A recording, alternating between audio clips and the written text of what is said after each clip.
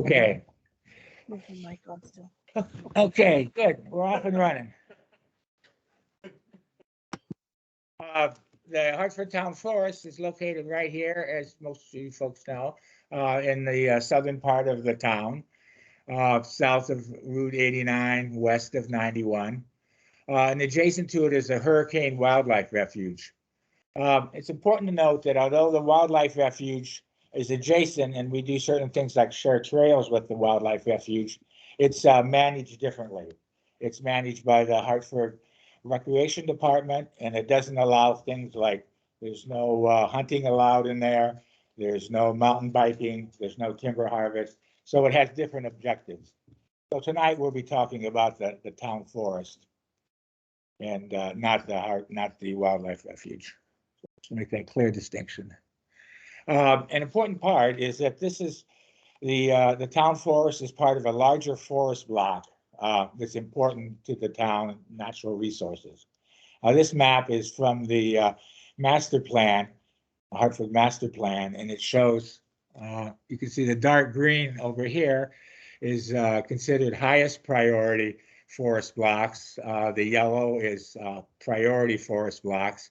And the town forest is right in the center of this larger, it's about 52,000 acres south of the Ottauquechee River.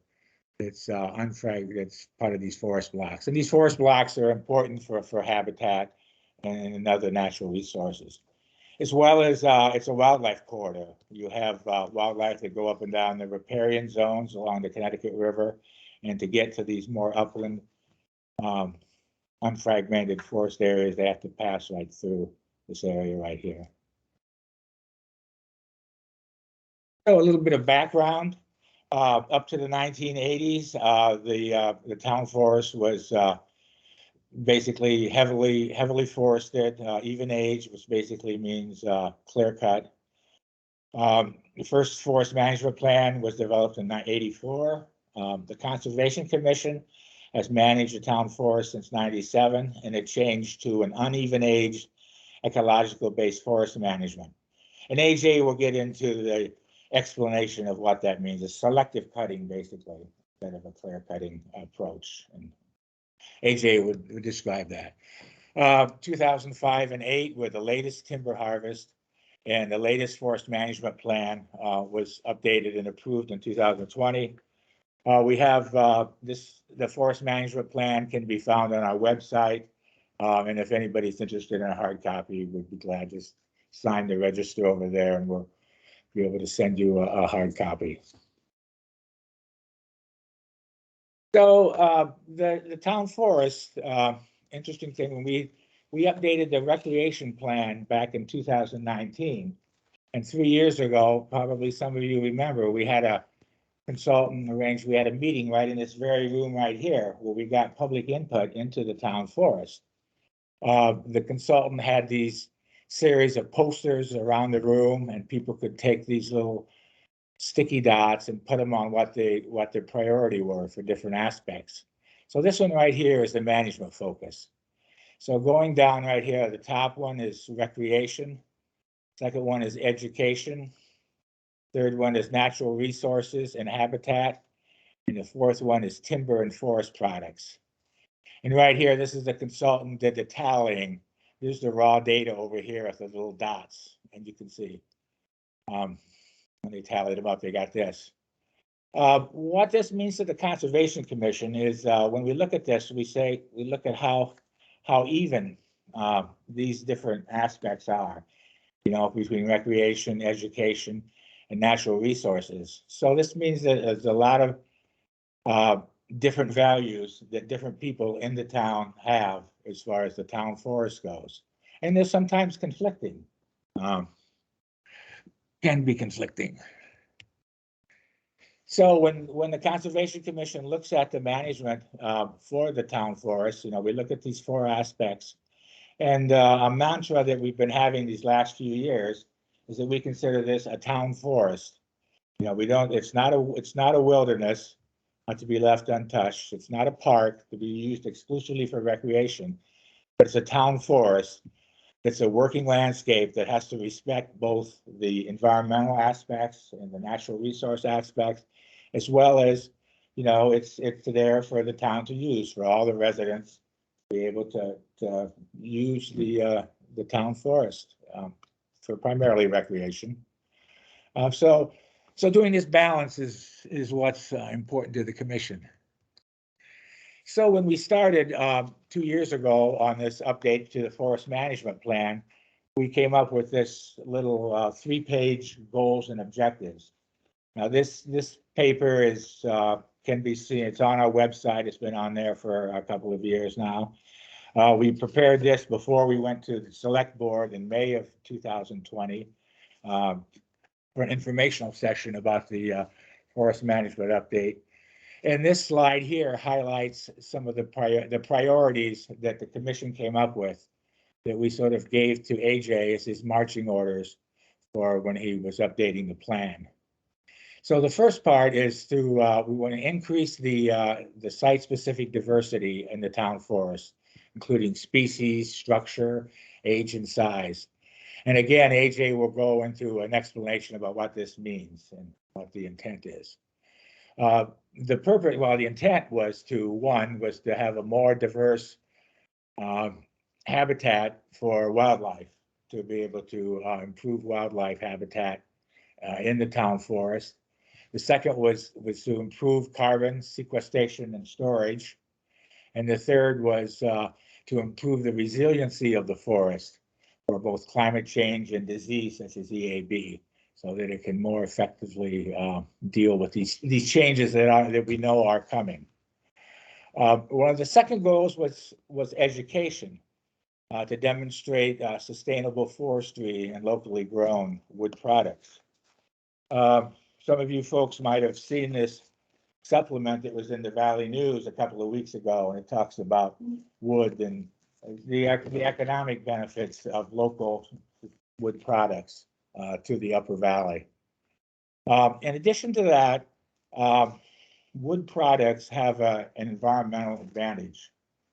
We all use thousands of man-made things in our lives, and these man-made tools and houses or whatever, I mean, you can make them out of plastic, you can make them out of metal, you can make them out of concrete if it's a structure, you can make it out of glass, or you can make it out of wood. And those are the primary materials that we make things out of. And really, locally harvested wood has the lowest carbon footprint of any of those materials. An example that we're doing for this particular project is the cover ramps.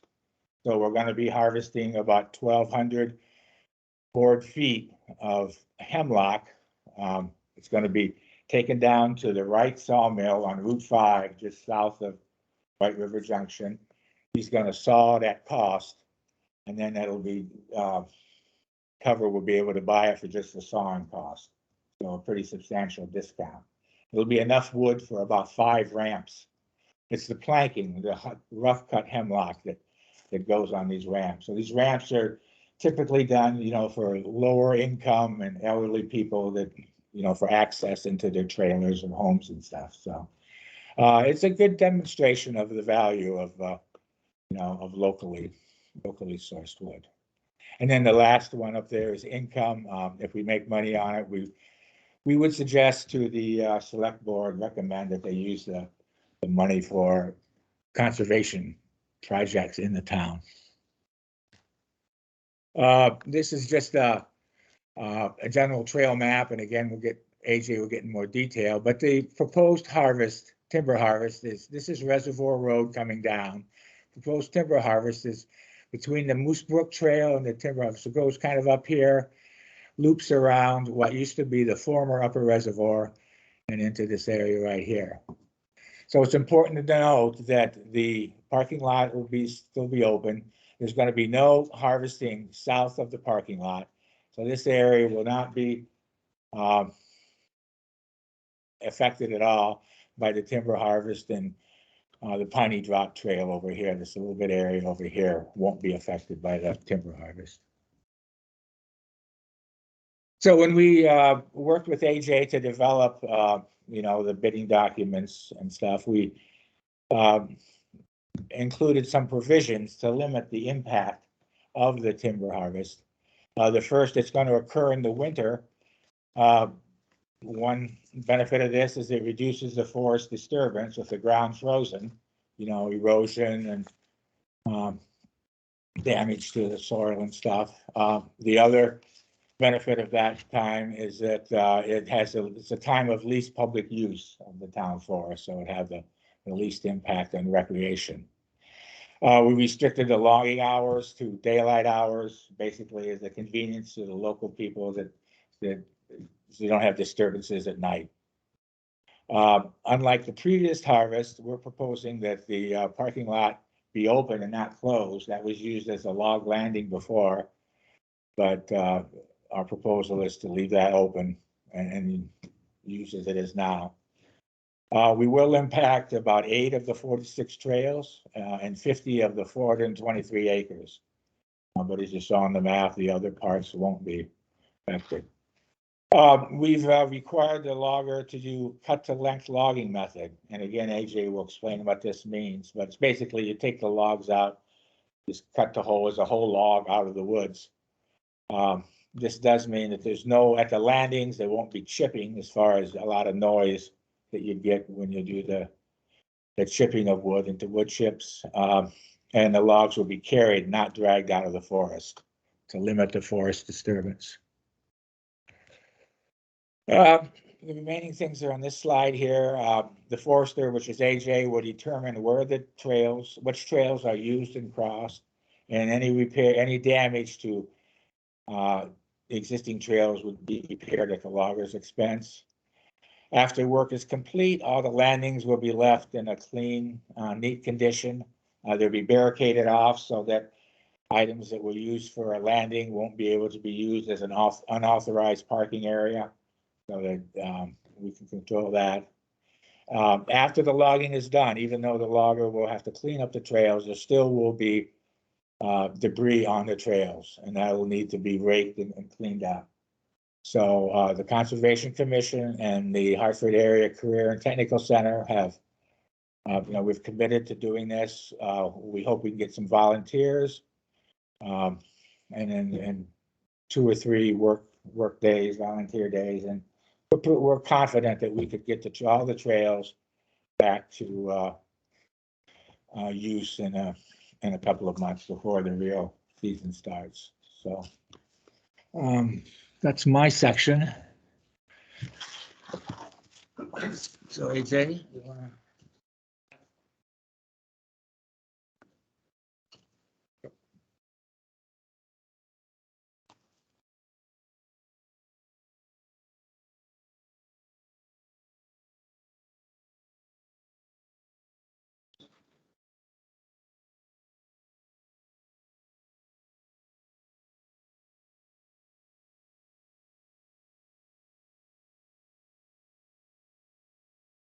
Okay, all right.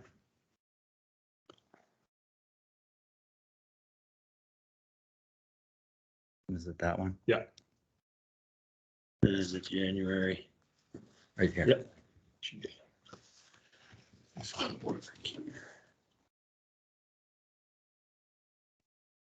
Oh, that's PDF. Let's get it. I need to hit play on this thing. Oh, maybe not. Uh-oh.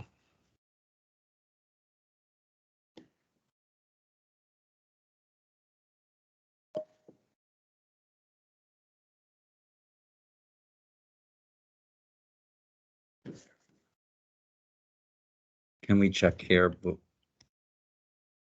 So can you Check. hit admit right there? Yeah, All right. thanks. Play. Hey, look at that. All right. I guess I'll sit down. I won't wander around. All right. So I'm AJ Follansby. I got different titles. Northern Windsor County Forester or the Windsor Orange County Forester, depending on what you want to call me. I cover a little bit of mostly Northern Windsor County, a couple county or towns up in Orange. And so I'm going to talk about couple things here. I'm going to talk about like why I'm here, what county forester role is in municipal forest management statewide. I'm going to talk about each goal. I'm going to kind of break down the goals and how we are going to attempt to achieve those goals through this timber sale. I'm going to talk about what's being cut, and I'm going to talk about how the trees are going to be cut, hauled and processed. I'm going to touch on operations out there and the bid process. I'll get into a little bit as well. So first off, why am I here? Why are county foresters involved with municipal forest management? It's part of our job duties. It's part of a legislative mandate here to help towns manage their forest land. My department has been helping the town of Hartford manage their woodlot more recently with me, but also in the past, back in the 1950s through the 70s. We had a municipal forester, and he was helping manage the Hartford Town Forest back then up into the 70s, and then in the 80s, the management was done by a private consulting forester, and now that happened for 30 years, and now I'm here to help manage the town forest. This is done at no cost to the town, and it's just part of my mandate to help town.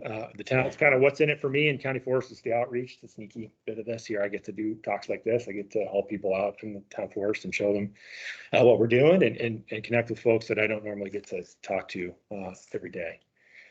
So a bit on why I'm here and the role. So I'm going to dive into these goals here a little bit more, and Tom's kind of covered them bit by bit. I'm going to break them down a little bit further, each one individually. And the first one, it's got a lot in it. It's a lot packed into this. Increasing site diversity, tree species, forest structure, vertical structure, age and size, wildlife management, diversity, habitat, carbon and climate change. There's a lot going on in the statement here. And first, I'm going to touch on the wildlife management. So what we're going to do to help increase and maintain the wildlife habitat out on the Hartford Town Forest. So there were two, before I got involved and did an assessment and did an inventory of the town forest, there were two wildlife assessments done in 2011. One done by Steve Hagenbu of Vermont Audubon. His focus was on how the forest bird habitat out at the Hartford Town Forest and what it was like, what the current state was, and things that could be done to increase and maintain what we have out there. And the second assessment, also done in 2011, was done by Alan Thompson out of Waterbury. He's a wildlife biologist, and his assessment was more broad, looked at wildlife habitats overall and different species out there and what could be done to increase and enhance what we had out there for those species. There were some, both had some recommendations that jived with each other and some similarities. One of those was to increase the structural diversity of the forest out there. And that's something we're going to talk about a lot here as I talk about the goals, but structural diversity, you can think of it two ways, horizontal and vertical. Horizontal's pretty easy to imagine. So if you've ever been in a forest and you've got understory, and then there's the mid-story and an overstory. So the overstory are the big trees in the top. Mid-stories are those trees like 20 to 30 feet up, not quite in the overstory, but definitely not in the understory. And then the understories are everything from the ground up to about, 6 to 8 feet tall. And so getting a well-established, each one of those layers represented throughout the forest, beneficial for wildlife. It's also beneficial for tree diversity and resiliency, which I'll touch on later. Really good for forest birds. They need, all the different suites need those different layers for different aspects of their life cycle. The other thing they mentioned, both mentioned, is increasing early successional habitat, which is pretty much just increasing the amount of young trees out in the forest. Vermont has a lack of they call it early successional, young forests, whatever you want to call it, just young trees out in the landscape. A lot of our forests are made up of middle-aged trees, like 80 to 150 years old, and the structure is not as good. So there's things that can be done to increase that young forest, and the way you get new trees is to cut the trees you have. And to get suitable early successional forest or young trees is to get a bigger area open. And you want at least 2 acres. They recommended having 7 to 10% of the forest as a whole in a state of young forest. If you do the math, it's about 8 acres, give or take. So when I was marking, I had that in mind. I wanted to at least have 2 acres of early successional habitat out there when I managed it, or when I was marking.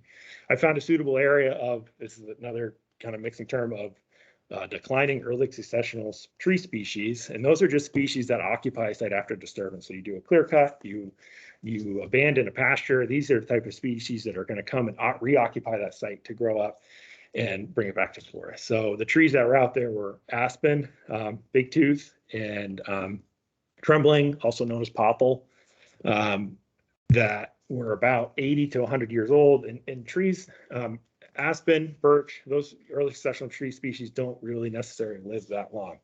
Their whole goal, like I said, is to occupy the site, die, and give way to trees that are longer lived. So these aspen are right at the end of their life cycle, in a perfect place to kind of pull the trigger on them, cut them, and get them to regenerate.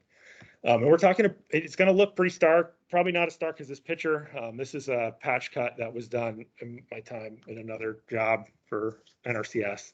We're going to have more trees in the overstory. We want to get some structural diversity in there. We're going to have a lot of sunlight, but we're also going to have some live trees, some snags, a lot of oak throughout here, scattered throughout, but it's going to be pretty stark, 4 acres. The whole goal with aspen, is it has a lot of energy in its root system. And when you cut aspen, in the winter in particular, it's got to do some of that energy, and it root sprouts, and it root sprouts prolifically. So hopefully you have a site like this, and then it looks like that in a year or two. That's the goal, barring something catastrophic. But aspen it's pretty, when you have aspen like this, should look like that pretty quickly, which is great. This is great cover for deer, bear, chestnut-sided warbler will be out here. Predatory birds will be out here on the roost trees. We're going to have predating on small mammals and stuff. So it's going to be awesome. It's going to be messy, but it's going to be really awesome for wildlife. It's also going to be good for carbon, which I'll touch on here in a minute. So that's patch cut. That's a big thing here that we're doing. And it's kind of outside the realm of timber management. We're really just doing this for wildlife, because based on those 2 assessments and the goals of getting some diverse wildlife out there. And it's not to say that it's it's an appropriate area to do that silviculturally. We're not cutting like beautiful red oak or sugar maple. It's species that are in decline anyway. So we're just kind of speeding that up. So besides the patch cut, we're going to release red oak. There's abundant red oak throughout the timber sale area. We're going to give these trees more growing space by cutting other trees around them. The more growing space they have, the more sunlight will be getting to their crowns, the more energy they'll have to produce acorns.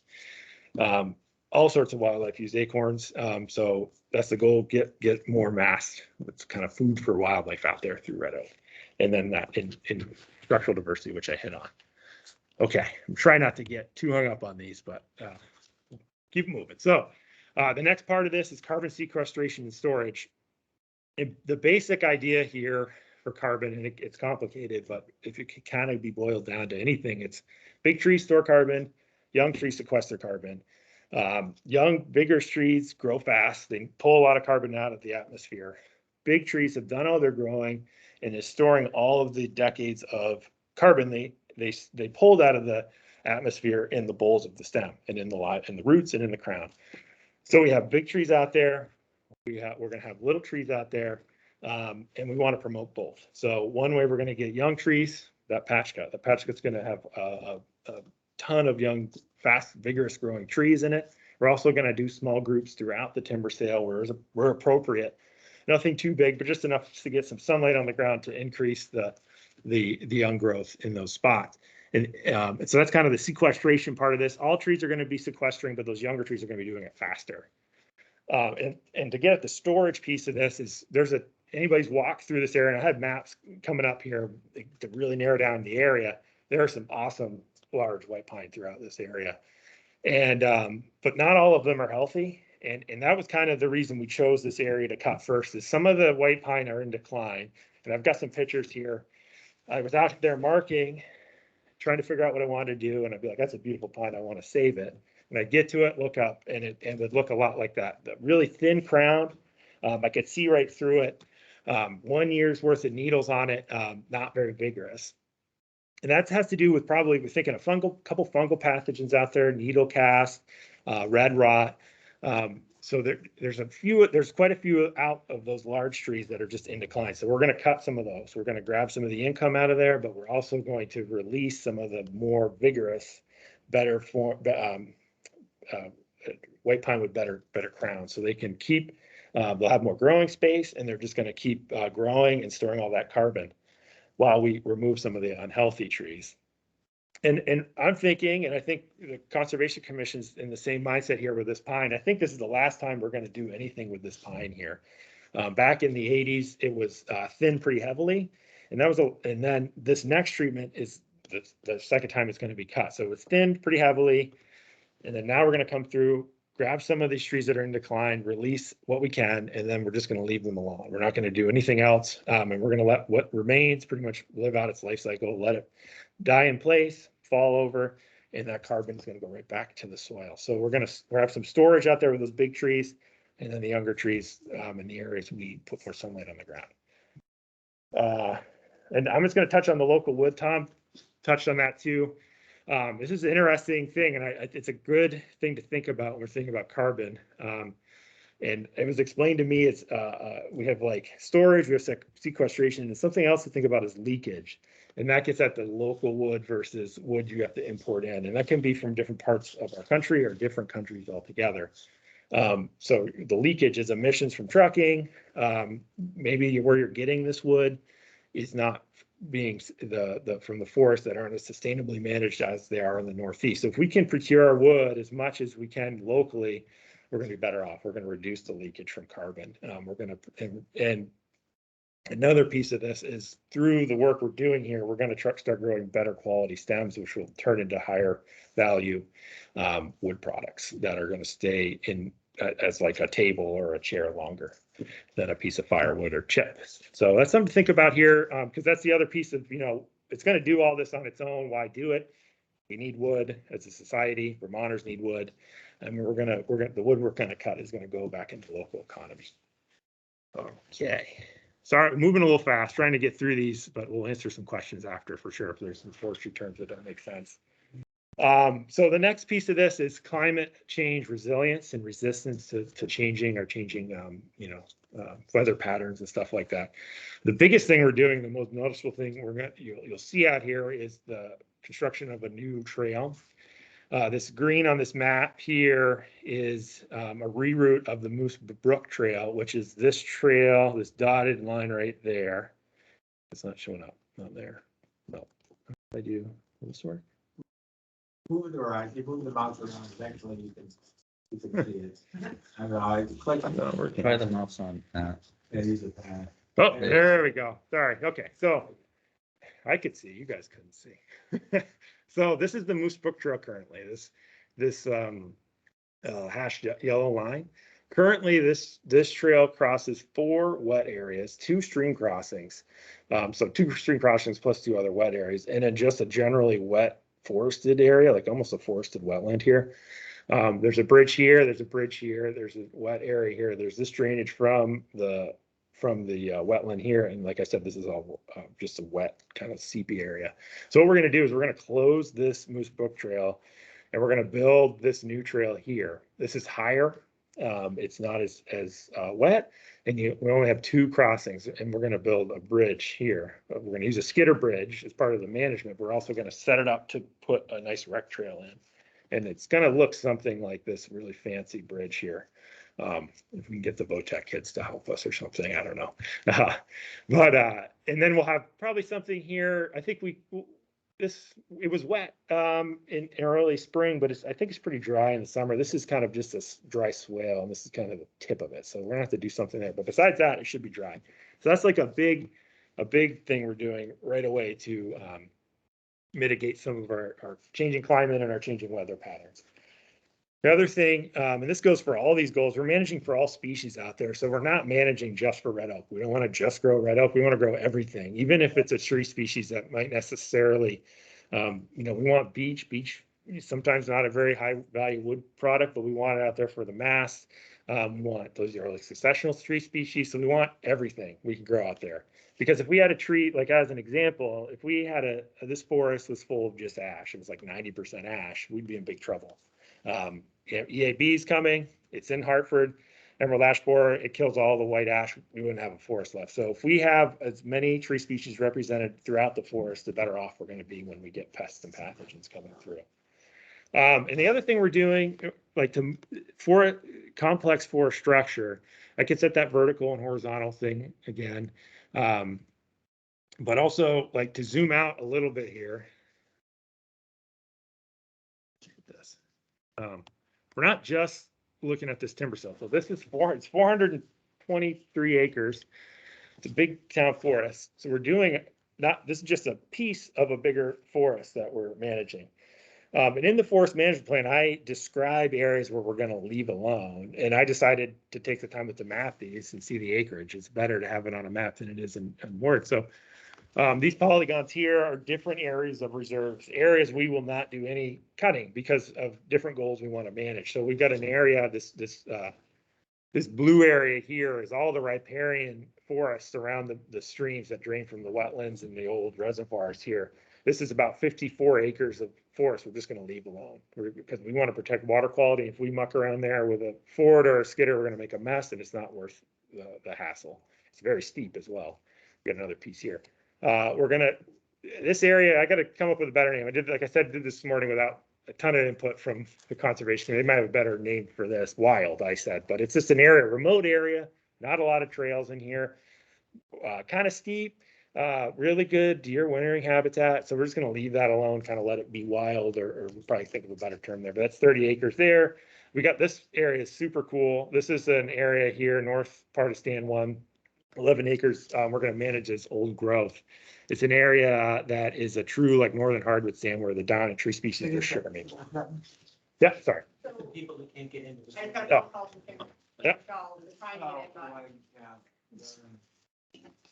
So we minimize. Yeah, I got it. You're on that screen too, so.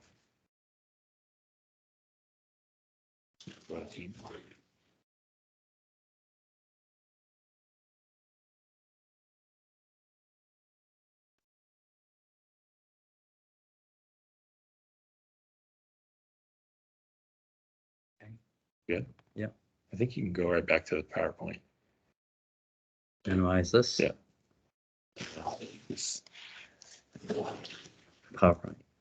Right there. This one? Yeah. Or this one? That one. I don't know. Here I figured it out. Here we go. Okay. All right. Yeah. So just that's a really cool area. But we're going to manage that we're going to leave that alone. We're going to leave all these areas alone, but that area I'm really excited about because it's pretty unique to the area. The most common tree species throughout the Hartford Town Forest are pine, red oak, and hemlock. That's an area that's sugar maple, white ash, yellow birch.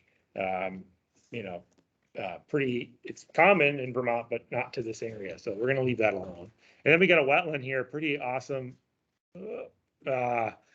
forested wetland up here that we were buffering and leaving alone. We're not driving any equipment in there. We're going to just let that be what it's going to be and be a forest. So we have some other wetlands here that I haven't mapped, but we're going to do the same treatment, which I should map down here as well. So in total, it's about 100, a little more than 100 acres in reserve. We're just not going to do any management. We're going to let it do its thing and be natural. And so that's where the timber sale is. Our timber sale is in green here, kind of just around this reservoir. There's the patch cut. So we're buffering all of these wet areas right to the buffer on some of these. And that's where we're doing our management.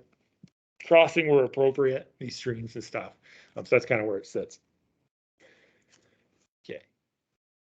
All right. Another goal out there, you can get somebody pointing at trees like this guy in the picture here and do some education and outreach through the Hartford. There's more people waiting.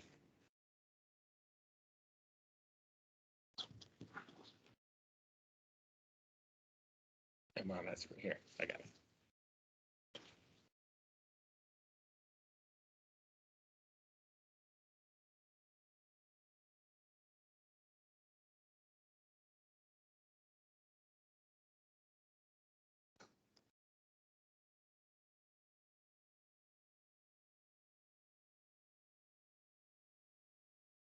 All right, cool.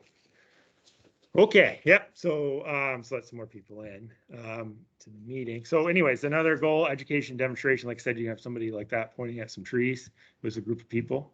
So we're gonna have some walks. I want to have walks. I'm already planning walks regardless if we do this timber sale out there. We're gonna do an EAB walk hopefully, and we're gonna do a walk.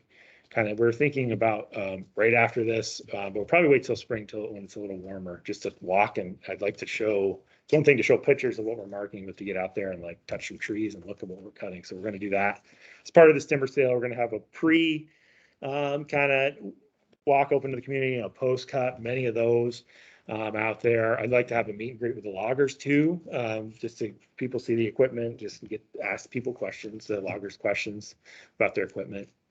Hartford natural resources students up at the Tech Center are already involved. We want to strengthen that and get them involved even more, doing good work out there and part of their education and their natural resources interest. Like Tom said, we're donating some wood, some hemlock to cover home repair, and we're going to use some of this hemlock for projects in the town forest. All right, we're gonna get some income. We're cutting some trees, so we're gonna get some money for that. It's not gonna be, we're not making a ton of money, and I'll get into the reasons why here in a minute. We're looking to gross around $8,000. That's after we pay the logger to cut the trees and the trucker to truck them to the mill.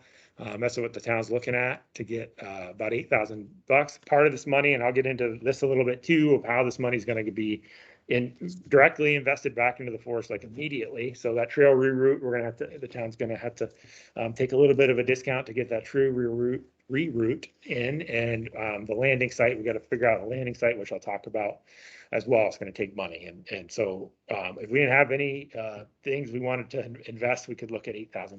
But like I said, it's going to be less than that once we do some infrastructure investing.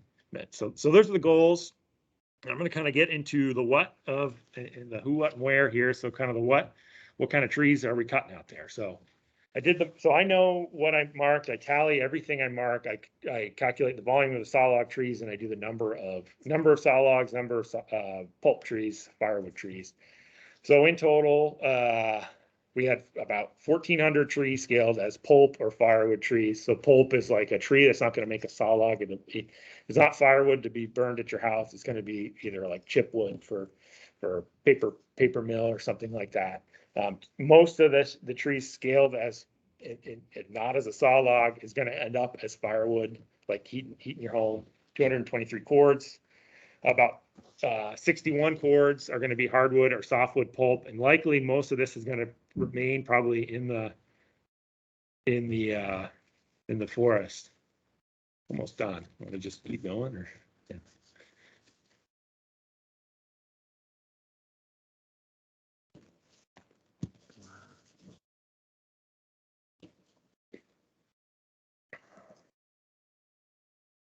I guess I could keep going. It's up there. Yeah. Okay. So, so we have.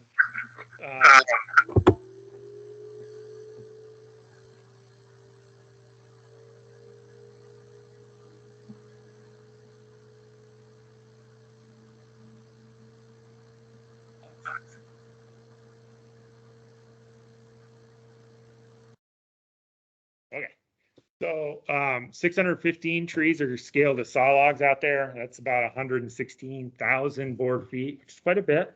The majority of those trees are the white pine that we're cutting, those big white pine add up. And then we'll have some aspen and some oak saw logs as well. So, and these graphs just show what I marked. It's like the trees, the size at the bottom, the diameter of these trees is on the bottom. And on the other side is the number of trees marked. I'm going to get another graph that's a little, I'll talk about it here in a minute, but that's what these graphs are showing. It kind of shows we're not marking much over 18 inches. A lot of what we're cutting is smaller. The reason for that is it's barred poor quality. Let's see here. So this is a average of an average here. This bar graph. So I know stand 4, I know the trees per acre, the majority of this sales in stand 4, so I multiplied that by 49.5 to get an estimate of the trees per acre in each side class. Kind of a complicated thing, but the biggest thing to take away from this bar graph is to show what's being cut versus what's going to remain. The what's going to remain is the green, and it's probably going to be, this is an average of an average, like I said here, so not exact, but to show, I really just want to show, like, we're cutting mostly smaller trees, and and it's not trees that are good quality, it's poor quality trees. The orange is saw log, the blue is pulp trees. All right. So how will the trees be cut? This is Tom got into this. Use a cut to length system. That uses a forwarder and a fellow buncher, some kind of head processor, like an excavator with a processing head that comes to the trees, cuts them. They process the trees into logs right on site. Anything that's not going to be sold at the mill remains in the woods. So you'll have some tops, scattered throughout the treatment. The benefit to this is you use a machine like this forwarder here, this blue machine.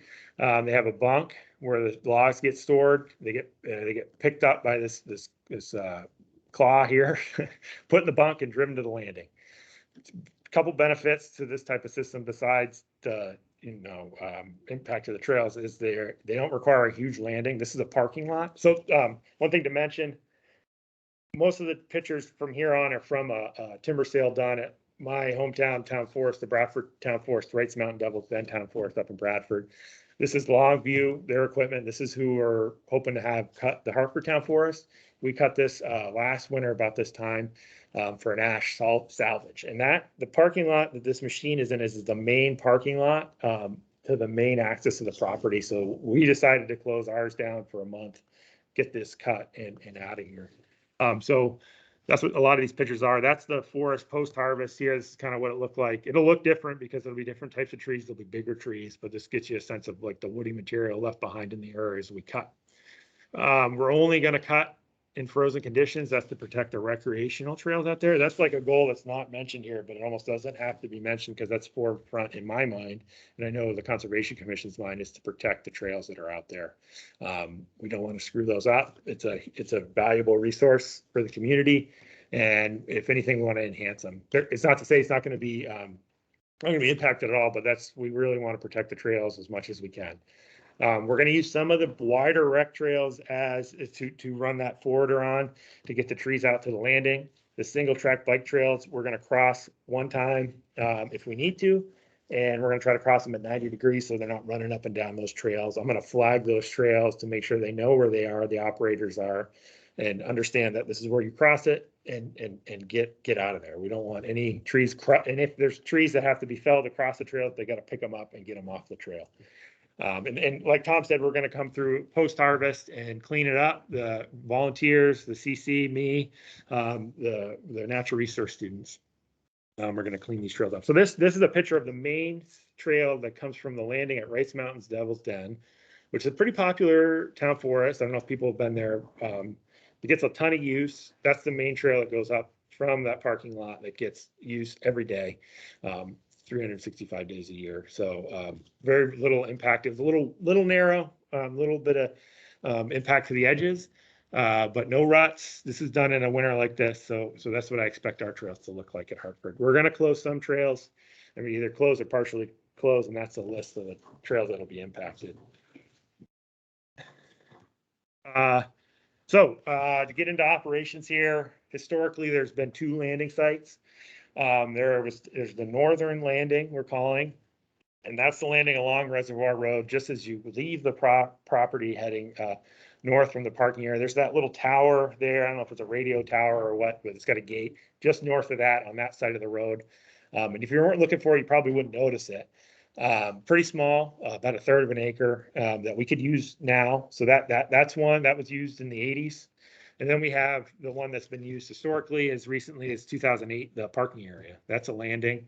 That's that area behind the kiosk. It's kind of open with young trees. That was a landing. And then where people are parking now, that was also a landing. But the problem, so those are historically, those were used. The parking lot, we're not going to use. We want to leave this open to the public during the harvest. because there's a ton of trails we're not impacting, so we want people to be able to park. So we need to find a new landing. And we have two options. We can use that northern landing, or we could build a new landing. Each have their own pros and cons. A lot of it has to do with cost. So there's one option. Option one, we're calling it the new landing. That's this area in orange here. This is what we're going to go with first initially. And then we had some contractors look at it, and they quoted us quite a bit for this. So much so that we were looking to make the town, which isn't good or bad, but the town was looking to make less than $1,000 from the timber sale because of the infrastructure and gravel that was needed to build this truck road and to clear this area for a truck to become able to pull in, turn around, load up, and drive out. So that's option one, the new landing. The second landing, our second option was to use the northern landing up here and build a truck turnaround right here, in here somewhere. We're pretty sure we know where that is. You've probably seen the orange flags out there. It's about where we're going to do it. Truck turnaround will be probably 150 to 250 feet, about a rectangle, enough for a truck to kind of drive by and back in, pull out, and drive up to that northern landing. We don't want the trucks to pull into that parking area to have to turn around. We don't want anybody like park. It gets used a lot. We don't want the trucker to have to like maneuver around all these cars and stuff. So we want to leave the parking lot, the parking area as untouched as we can. So that's why the need for the truck turnaround. Some wood will get hauled there. A lot of the wood will go north to the northern landing. And this area is about half this option is about half the cost to the town as the new landing. And both of these infrastructure investments are just kind of, it was decided to use that the bigger landing as a parking area. And if we're going to manage this into the future, we needed to make an investment now. It's like past, kind of kick the can down the road that now we need to find a landing because we're using it as a parking area, which is nothing wrong with that, but we need to be able to get the logs to the mill. So those are kind of the options. That's where things stand with that. We're kind of going back and forth trying to figure out what to do. Tom probably talk a little bit more, and Matt maybe, about these options. One last slide here, just the bid, touch on this. The bid process went out twice. First is a lump sum, meaning they took my volumes from the marking and gave us a price on the total number of trees marked. Gave us a price. That's kind of where we're now. We're around the $8,000 amount.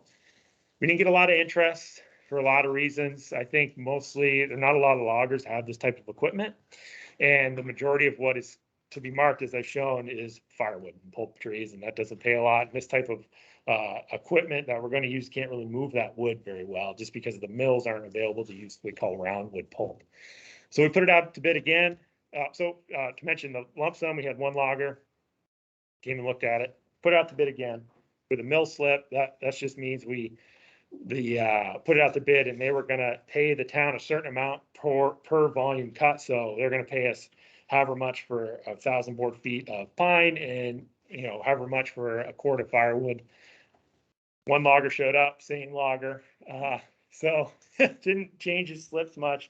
So, which is fine, and we figured it would be the same logger. They were interested, and actually is Longview, who cut the Wrights Mountain Devil's Den Town Forest, who was cutting at Marsh Billings. They cut on state lands. They do a ton of work locally. They're very good operators. So if it's only one, I'd rather be them. They're very, very skillful and are very careful and used to working on public lands like this.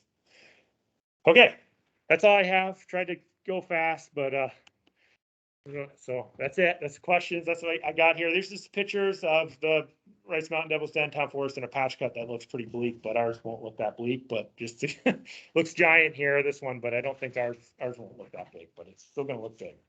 So I'll leave it back to Tom to kind of take questions, and I'll answer what I can. Well, you just said right there, you probably have to answer some questions. Do we have questions on the chat at all? Get questions inside. We have people here. You wanna? Okay. Okay, Sheila, go ahead. Few different things. I do have some certainly concerns, as I think many of us do, about that new road that's gonna be, or the new trail, however you wanna call it, that's gonna be built. It's gonna replace Moose Brook. Cause that just seems to be, it's not gonna be a normal, as far as we're concerned, it's not gonna be a normal biking trail or anything like that, because it's gonna probably be twice as wide as what Moose Brook currently is right now. It won't be a single track. It will be Is it? not even close. It's gonna probably be, what, 8 feet? Well, would it be much wide, would it need to be much wider than the other trails that are, like the historic trails were, woods trails. They're gonna be wide. It's Town gonna Farm, it's gonna be pretty, right, Town Farm and, all those. yeah, WB Brown Trail. You guys know where that W.B. one is? Brown is a historic woods trail. It's gonna be, yeah, it's gonna be wide. It's gonna be wider. We're gonna try to do it in a way that kind of meanders the best we can, but it will be wider than what's there for sure. I mean, the reason for the Moose Brook, as you know, has all those wet spots. So, and then the reason for going upland a little bit was because I thought there was only one crossing. Oh, there's that. But anyway, it was to be a trail that would be more sustainable. You wouldn't have those wet spots that we have to deal with. Was the But idea. Moose Brook, for the most part, we've mitigated a lot of those wet spots Yeah. along the way also to basically make it into a better trail. I mean, so the idea was we're gonna have this trail for the forwarder to go to haul the wood, so why not just use that? It would be less work in the future. I mean, I guess that trail, it's not gonna be used it's gonna grow in if it's not being used as a woods trail over time. I mean, if Moose it's Brook? not- No, the new trail. Mhm. I mean, the other option, we could always just close that trail off and just go back to Moose Brook. Have a single track there, or we could have that new trail and just let it grow into a single track. Is there the possibility of, there's still a logging road from Reservoir that goes down to the reservoir from when they basically mitigated their whole reservoir? When they took that out, yeah. Yeah. Can that be used, and can that, basically the area to the right of the reservoir be used as a landing area? I really wanted to do that. That was like initially, I'm like, I figured it out, solved it, and then I looked at the road to go down. It's like wicked wet and you can't get the drainage off. And so to get the material into, so trucks don't dive out of sight, it just wasn't practical. It's like too bad, because I was like, you don't have to clear anything. It's like perfect, but it's just so steep to get loaded trucks out of there. It just wasn't gonna be doable. That was the first Like, first option. yeah, it's wet. And my only last question is, I've been walking quite a lot through the trails recently, and of course, it's winter time, so it looks very different than in the spring. But now that the Voc Center has, students have cut down a lot of the beach, I believe it is. Yep.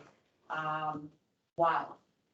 What Yeah. a big difference. So you have everything so much more open now, with the radical to begin with, and then you can really see every tree that's gonna be cut. The marks. The marks, and you're kind of like, well, if this isn't, it's not, maybe it's not gonna be clear cut, but boy, it feels like it's gonna be pretty darn close in the end. Yeah, exactly. I'm starting to think of what that's gonna look like all over the place. It's that spot closest to the parking lot. Yep, it's gonna be different. I meant to touch on why we did that. It's definitely gonna be different. I'm not gonna, won't look like a clear cut. That patch cut's gonna look like clear cut. But, it's gonna be open. There's gonna be a lot more sunlight on the ground for sure. And the goal is to, like I said, to get more growth on that understory. And the reason the beech was targeted is it's like a monoculture beech.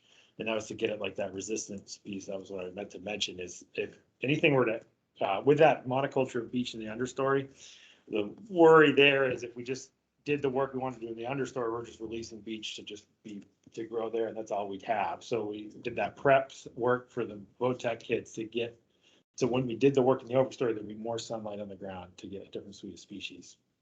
That's the reason there.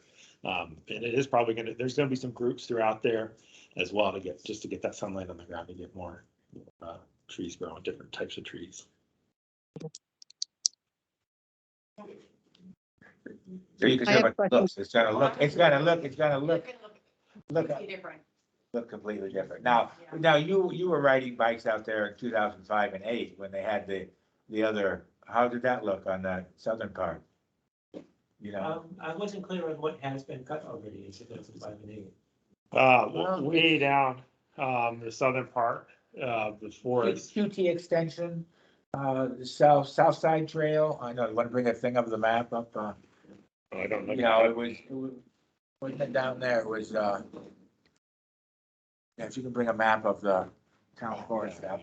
Seems like, it's in there, the forest management plan. Yeah, I think it's good to point out, AJ said that there was something cut in 2008 that was cut very conservatively. It was. He's looking to do the same things, if not. So I think that would be important to show. Yep. Um, Yeah. Yeah, show where that is, because you guys were mountain bike riding in 2008 and 5, right? Not Oh. 5, but. Boy racing king. It, this, That area down there. down in here, That area where Uh, the Scutney Trail goes. Okay. in here and in here, Okay. Scotty Trail is kind of open and sunny. Yeah, that's why. something like That's that. why it was cut, 8, so that would be 12, 13 years ago. Yeah, it's gonna look different. It's gonna look messy and logging's not clean, you know, and it's kind of the reality but we do have the goals to get more sunlight and different trees growing. It's like not without reason, I guess I'd say. But, yeah, it's logging, you know, it's kind of messy to begin with. You can't really, and it'll green up, and everybody says that, oh, it'll green up, and it will, but it takes time, and it's been like this for a long time. People are used to it, so it's not gonna look great. I know Judy Lombardi has been wanting Yeah, I to have some, ask a I have question. some questions. I'm kind of a little confused about the number of landings and where that second landing down closer to the parking lot is proposed. I know the people that live on Reservoir have a lot of concerns about this whole plan. I've been here since 1990. We've been through a couple of loggings since I've been here, and we never had to make a turnaround for a logging truck. That's one of my big concerns, using a forwarder to try to spare the forest, but then we're going to make a cut into the forest so that you can actually turn around a logging truck. That's one of my concerns. Why can't we just turn in the landing? There's not that many cars in the landing in the winter. I mean, I go down there very often. There's 0 cars down there, maybe 1 or 2. Why couldn't they just park out on the road alongside on the town forest side of the road and use the landing as a turnaround and not make a huge cut into the forest to support a logging truck turning around? And then I couldn't tell on the map. It was hard to see where you were pointing to where that proposal is to actually make a landing closer to the end of the road. Can you sort of, If you bring it up, bring that up. yeah, I mean, is it going to be across from Gordy Thomas's property, or is it still going to be across as part of the across from in the town forest, and when town forest is on both sides of the road? It's, Oh, sure, can you bring the map up? Yeah, that's what I'm trying to do. Okay. so I guess I'll answer the first question as best I can with that. So really, the big thing is I think the big reason we didn't want to use that parking area was to make sure we weren't interacting. There wasn't log trucks and dog walkers and cars interacting and just keeping it safe. So because of that, we were looking for another place to turn the truck around. And How did you do it before? Did you use the town parking lot down the end of the road? yeah, use the parking lot. That was what we used before, but since then. It wasn't a problem. I mean, I don't recall having any problem with that. It's in gotten more regards to. used. Yeah, I mean, the use has increased. I agree with that, but it's not like the summer where there's many more bikers down there. The dog walkers and the people that bring their dogs, they're still going to find a way they'll be safe getting in and around there. People are going to want to avoid the portion, obviously, where you're logging. So they're going to go down, most likely down towards the upper reservoir and go that way, or go on the other side of the road. But I just, my opinion and some of the people on the road's opinion, as far as, why do we have to make a turnaround? And then go ahead. I can see the landing that you're talking about right there. Where is that on Reservoir Road? Do you know whose property is across from? Is it along Gordy Thomas's property on the other side of the road? Who's the best? So It would, it's no, it almost would the be best. Janet Thomas's. Jan, okay. So is it near Matt, is it near the road that you made to go down to the lower reservoir? I mean, is it Yeah. beyond that? Yeah, Yep. Is it- same as. It's beyond that, just beyond that area, that road? We're using the same road, Oh, mostly. But the access onto Reservoir Road is a little It's just A different. little further up the road, just to get, because of the approach was too It's pretty sharp. steep. Yeah, Yeah, so we had to go at it at a different angle, but it's within 100 to 200 feet of that head cut Mm. down there. okay. I guess the question I have is, how are you going to decide what you end up doing? If you make a turnaround, if you make the northern landing and the new landing, how is that going to be determined? Who's going to decide that? And how do people that live on the Well- roads? Well, that's one of the major reasons for this meeting, Judy. is Yeah, the yeah. public input. Obviously, from a cost standpoint, from an ease standpoint, it would be easiest to just close the parking lot and use that for a turnaround. Yeah, I think you should. But we considered that, we thought with and we can get that's the reason for getting public input now, Yeah. I mean, there are people that use the fat tire bikes, were not around in 2008. And people go out and use that. And, we have to consider their usage of the town forest too. But is anybody there that is from the mountain bike? So is anybody at the meeting that's from the Upper Valley Mountain Bike Association? Okay, I don't live there. I Drive my car there. I can't hear what they're saying, but I think for the most part, a lot of the bikers that used to use the town forest have moved on to Boston Lot. The older group of bikers that started out in the town forest and went to Boston Lot, some of them have come back because it's a very different ride in Boston Lot than it is in the town forest. It's much more challenging in Boston Lot, but I really honestly think that there's much less mountain biking going on based on my observations than there were before. Okay, and then one of the comments, Laura, do you want to maybe Yeah. talk? Can you hear? I don't know, can you? I'll speak up, Judy. Yeah, I can hear you. Every time I hike there, I'd say about 3-4 times a month. Yeah. There's always another 2 cars. So yeah, so 2 or 3 cars is probably the most. And I'll be hiking in February and March as well. Yeah. So yeah, I mean, I see 1 or 2 cars, maybe 3 cars in the parking lot, different times of day. I don't go down there usually early in the morning, but most of the time in the afternoon, that's probably all you're going to see down there. And that's not all bikers. There are some people with their dogs. But I just, my sense is, and seeing the traffic on the road and taking my own dog into the town forest, there's less people using it, especially now, than there is in the summer. But I don't want to see that cut either. Yeah. But they have to be able to, but from a practical standpoint, they have to be able to turn a truck around one way or the other when they come down Yeah. the road. Me- You can't- Yeah. If you, can I Somebody else, man. can you I guys guess- hear me? yeah, I can hear you. Sorry, this is Anna Shaw.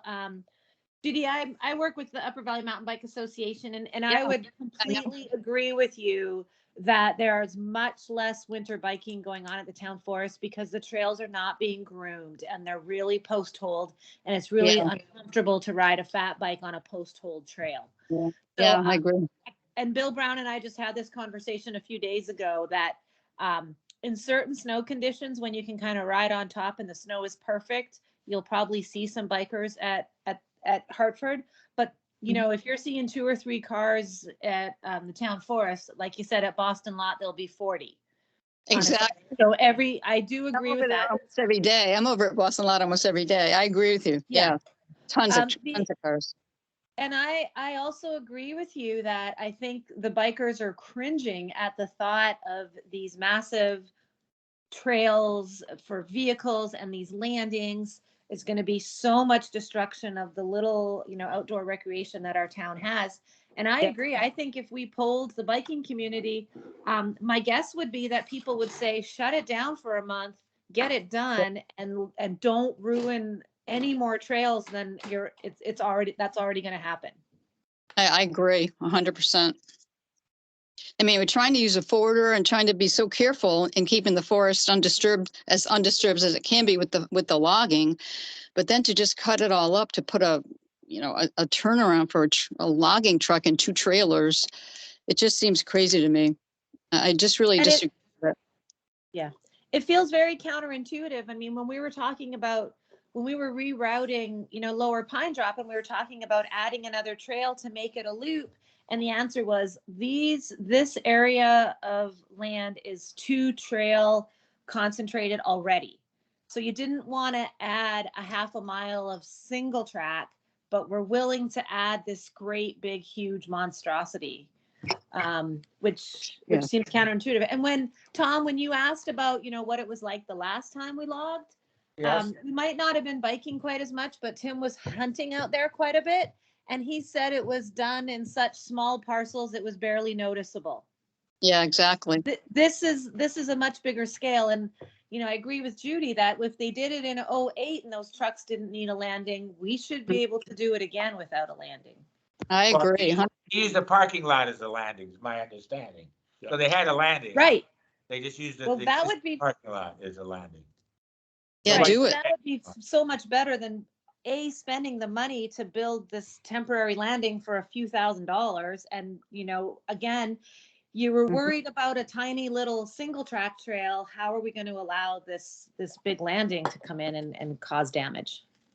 Yeah, exactly. Well, I guess are there other, Sheila and, go ahead, Laura. What I'm gonna say is gonna take a couple minutes to add up to my questions, and I'm hoping you'll be patient. It's important to me. I've lived in Wilder for 20 years, and I served on 2 town committees. And let's see. I'm not a forest expert. We've heard from a forest expert, and I'm sure you can produce, and you have, reports that explain why we cut trees and we follow plans based on long-standing management practice.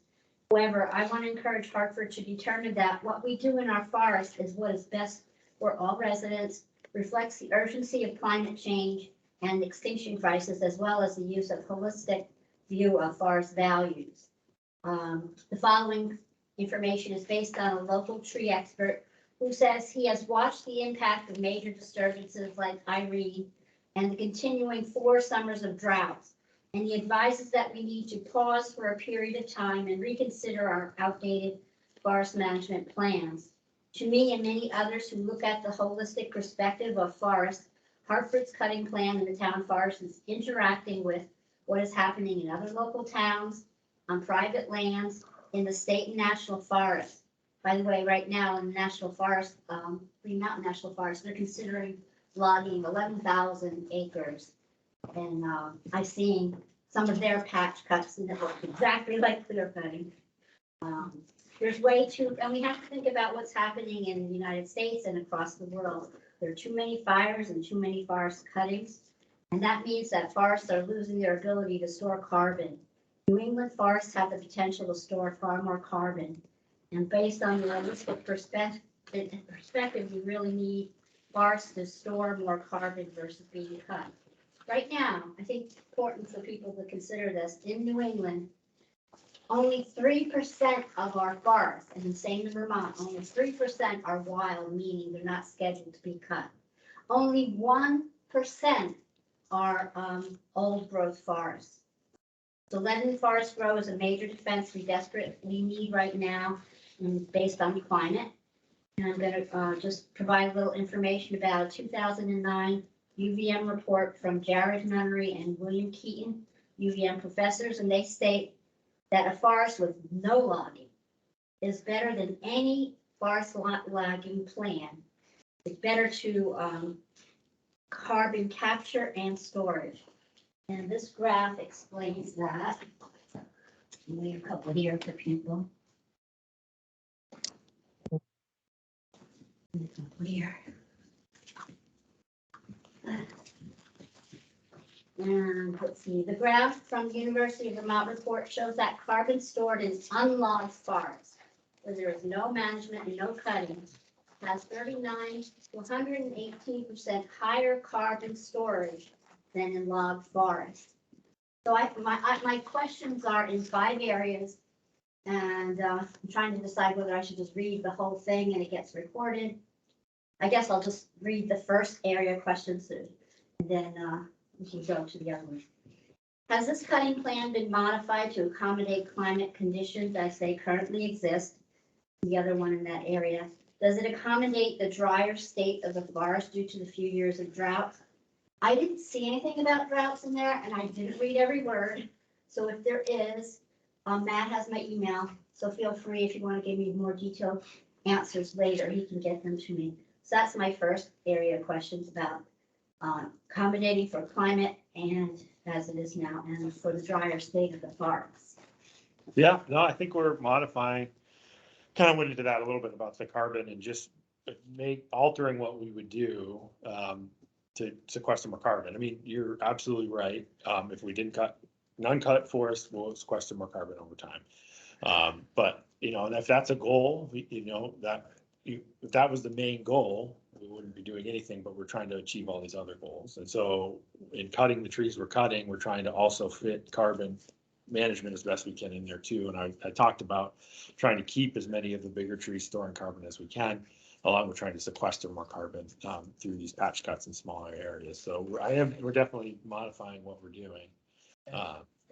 And as far as carbon goes, you know, if you cut a tree and you saw it and it's a 2x4 in your house or your garage, that's stored carbon. Yes, but it doesn't store as much as just leaving the tree there. And that's what my reports are showing. And here's another report related to that. This comes from standingtrees.com, and you can read more about why I'm kind of pushing that we need to not cut it off. Yeah, and part of the water stuff, or the dryness, it's it's something we never really had to think about, you know, initially. And you're right, we're getting drier and drier. Mhm. And so there are certain ways you can, you know, we're trying to protect these riparian areas for sure. We're going to have coarse-wooded debris on the ground that's going to help store carbon as they deteriorate and water, moisture. But, you know, it's not something that's definitely not forefront, I guess, in what we're doing. But I think in the ways we'll close out the sale, we're protecting those riparian areas. We're thinking about water quality and dryness as well as we can.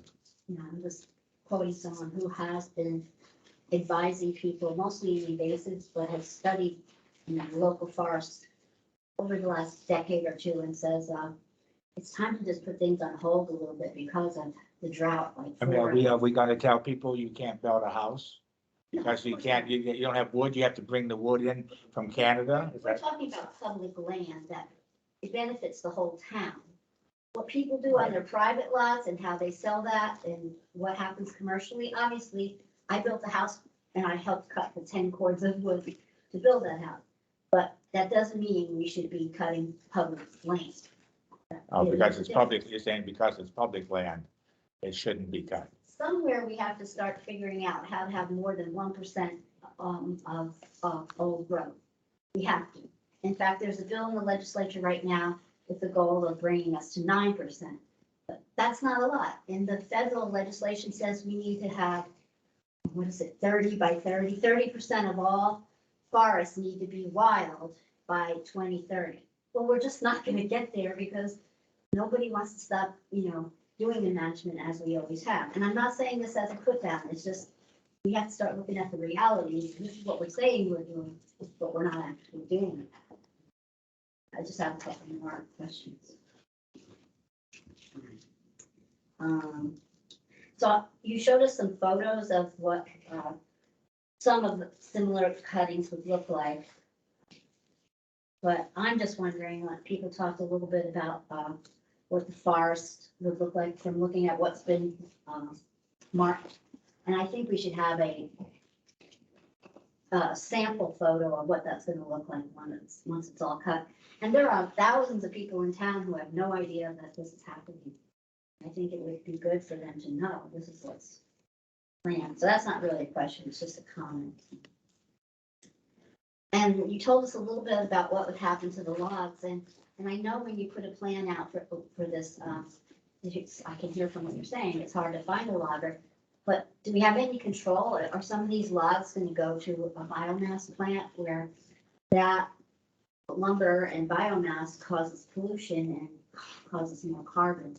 Do we have any control of what's going to happen with the logs? I would say because of the type of logging that we're doing that cut the length, we're just, the chipping is what gets at that biomass and we're not doing that. And so I think, like I said, what's not gonna be used as like firewood to heat your home is likely just gonna be either, they're gonna try to sell as much of it as they can, probably go to a paper mill. A lot of paper mills take that whole tree wood and chip it down.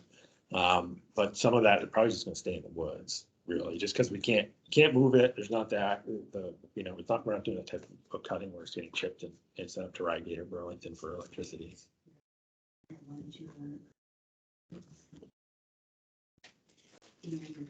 The costs and benefits, so again, I could see to get a logger, there's things you need to do. And it sounds like we're gonna be building the landing. I don't know if it says in the plan how much that's gonna cost the town. I saw a chart that showed who's volunteering, I can guess who that is. And that's great, and, but I didn't see what it's gonna cost in town salary from the conception to the last log. And that's, staff time and meetings and paperwork and communication. And maybe it's in there and I didn't see it. And that's part of the question. And what is the benefit of the cutting to residents, and will it generate income? It sounds like it's $8,000. I got that. Like I said, my time's, I'm not charged with the town or anything, so. Question, to return back to the build a new landing or not that Judy started. Are they gonna log on weekends at all? Saturdays are allowed. Saturdays Right now, Saturdays are allowed, but not Sundays. Yeah, no Sundays. And I have one more thing. My partner, who I think is still on the thing, he wanted to submit his comments. He may talk if he's there and if there's a chance for more time. I've just unmuted myself, but. Okay, do you want to make that loud? Is that Fern? Yeah, I Or think Miss so. Marshall? He's good, yeah, I heard it. Yes, I've had my hand up for a while. Yeah, can I speak, please? Yes, can you try speaking up? Yes, is this better? Yeah. Okay. My name is Fergus Marshall, and I've lived in Hartford for 10 years. Can't hear you. We could, yeah, function like that. My name is Fergus Marshall, and I've lived in Hartford for 10 years. Is that good? Yes. Or is this better? Oh, you're good. Okay. Since coming to the Upper Valley, I've walked my dog, skied in the town forest at Hurricane Mountain and other parts of the town forest. And I come to this place to enjoy the peace and quiet of the intact forest. In the summer, I especially enjoy what I call forest bathing, which is therapy developed in Japan and Korea. That means taking in the forest during a leisurely walk. It has become the cornerstone of preventative health and healing in Japanese medicine. Researchers have conducted studies on the health benefits of spending time amongst the trees, demonstrating that forest bathing positively calms neurological, psychological effects through changes in the nervous system, reducing the stress hormone cortisol and boosting the immune system. Every study so far has demonstrated reduction in stress, anger, anxiety, depression, and sleepiness. Just after 15 minutes, blood pressure drops, stress levels are reduced, and concentration and mental clarity improve. I have a very personal relationship with this forest, as I have suffered from PTSD for decades. And since practicing this therapy, I have had a marked improvement in my quality of life. This forest is really close to the VA, where others may be suffering from PTSD who can fully benefit from this resource. I wonder about how many ways we value our forest. Some look at the monetary value of the board feet of lumber, some the cordwood, some the pulp. But others look at services such as hiking, camping, exercise, biking, birding, hunting, and a whole array of family activities. Besides these services, it provides to us humans intact older forests are rich in diversity of plants and animals and have complex microbiome and mycelium networks that we are only recently starting to understand.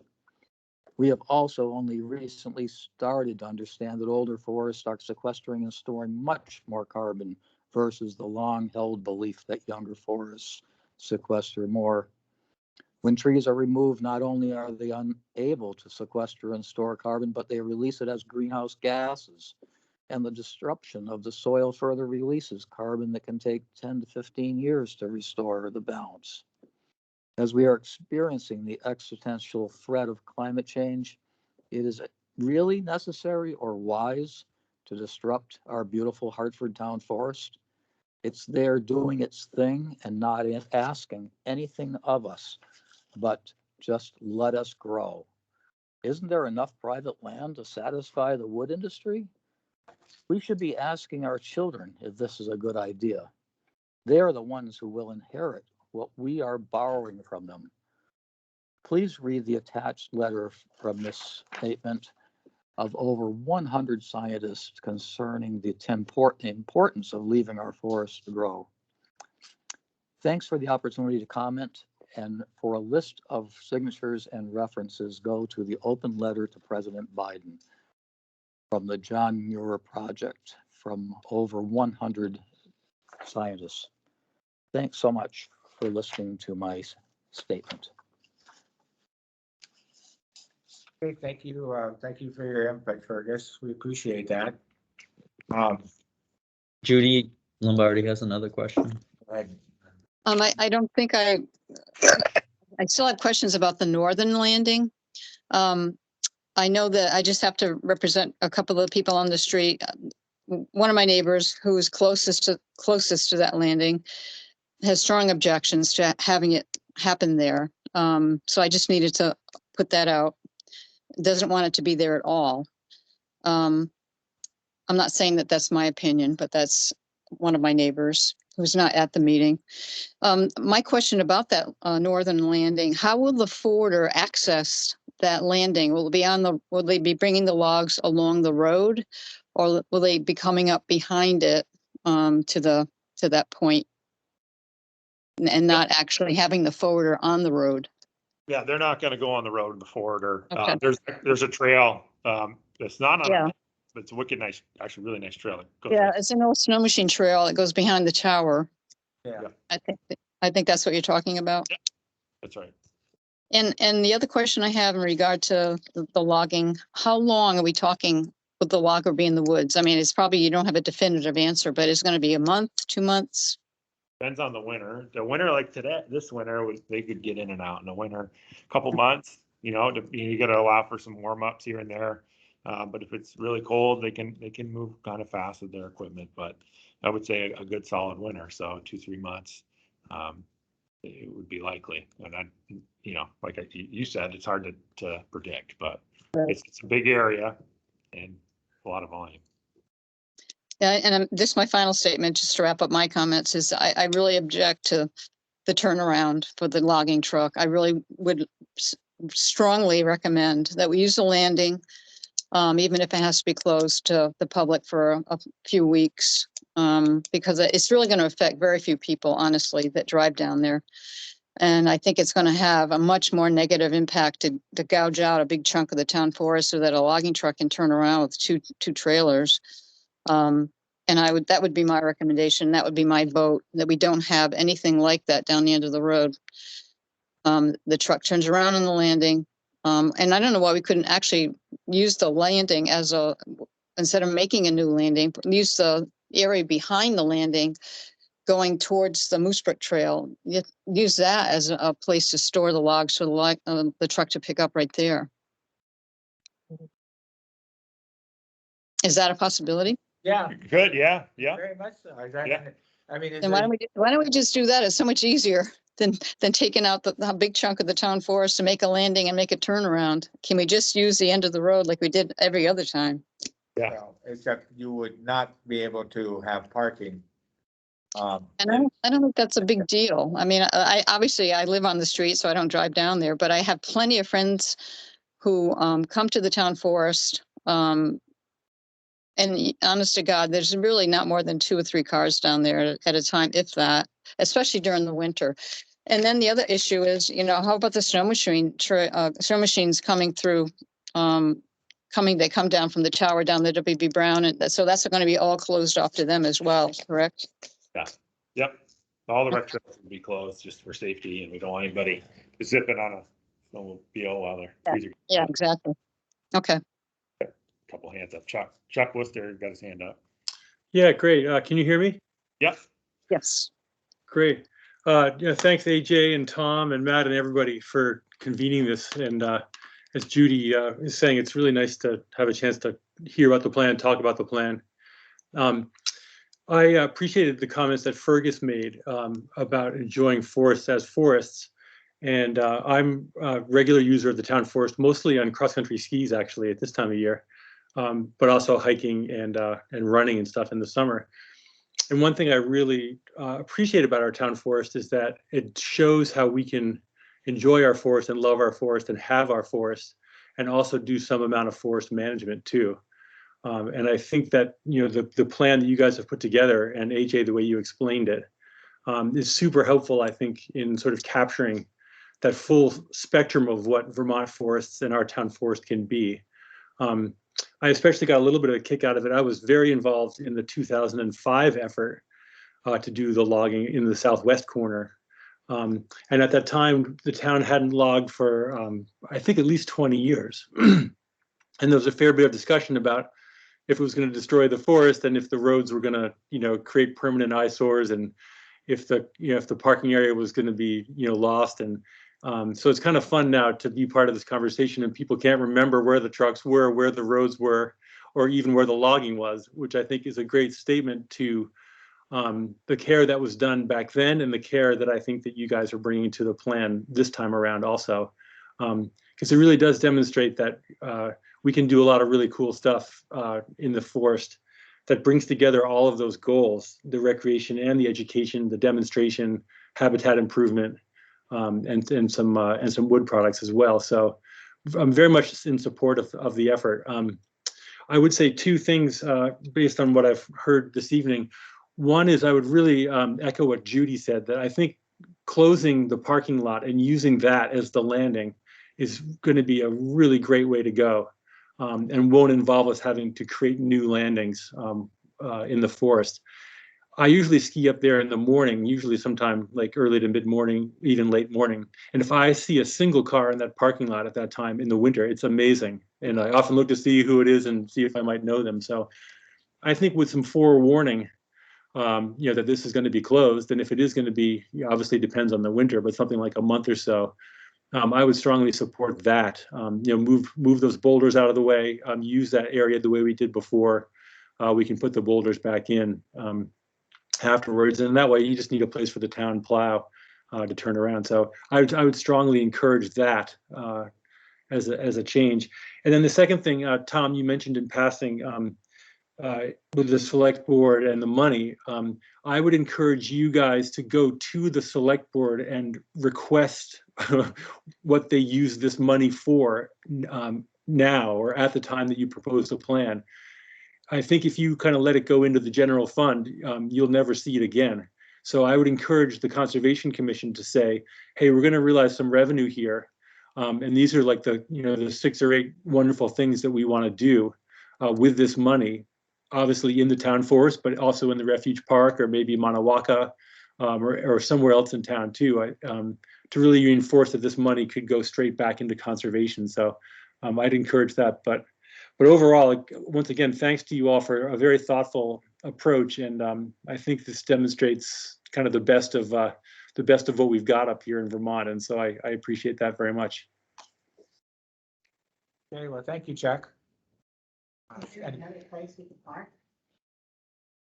To park and walk up the, go ahead. Along the side of the road, the edge of the road, that'd be pretty wide on the road. You can I mean, because I know when tons of bikers when they before they have to start parking down the road, and there's plenty of room to pull off the road.